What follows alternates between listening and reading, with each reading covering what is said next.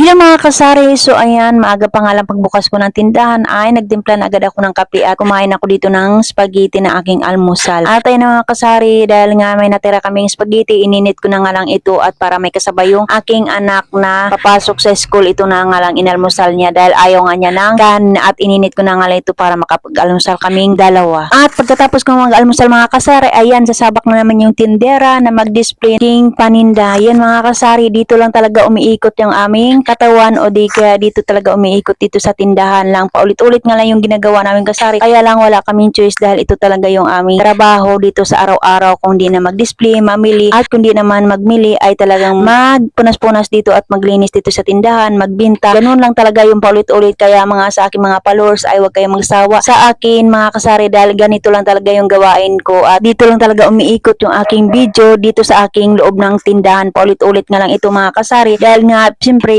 ibinahagi ko lang sa inyo kung ano ang ginagawa ko bilang tindera at bilang may-ari ng tindahan. So ayun ang mga kasari, pagkatapos ko nga maglagay doon ng mga mantika, dito naman ako sa mga ref, mag-refill naman ako ng mga juice dito dahil nga naubos na nga yung paglalagay ko dito ng mga juice. Bawat flavor pala yung nilagay ko dito, apple at saka orange, at may nilagay ako dito twist o na binili ko sa Dali dahil siyempre mabinta din naman ito dahil ito lang yung mura na juice na binibili ng mga bata at ito lang din kasi yung minsan yung kaya nila pag kulang yung pera nila dito. Sa pagdi-display kasi mga kasari dito ako talaga natatagalan dahil nga minsan talaga ay di ba pagbibidyo nga ako ay talaga kuhaan ko nga lahat ng mga ginagawa ka dito at paglilipat naman ako sa kabilang magdi-display at kung ano ginagawa ko ay lilipat ko naman yung aking camera. Ganon kahirap talaga mag-display at lalo-lalo na pag nagbibidyo ka mga kasari, pero wala talagang choice kasi nga ito yung gawain natin. At ayun na mga kasari dahil nga syempre hindi naman pwede ganun lang ating ginagawa kasi kung syempre content creator, small content creator lang tayo, pero ayan sumusubok nga ako dito, malay natin o diba at balang araw din ay makakamit din natin yung ating pangarap sa buhay. At pagkatapos ngayon mga kasari dun sa mga juice at sa refrigerator ay dito naman ako sa labas. Ayan, nag-refill din naman ako dito ng mga tinapay dahil yung ibang mga tinapay ay wala na doon. At pagkatapos ngayon mga kasari, syempre bago ako maglinis ng itlog, mag-cellphone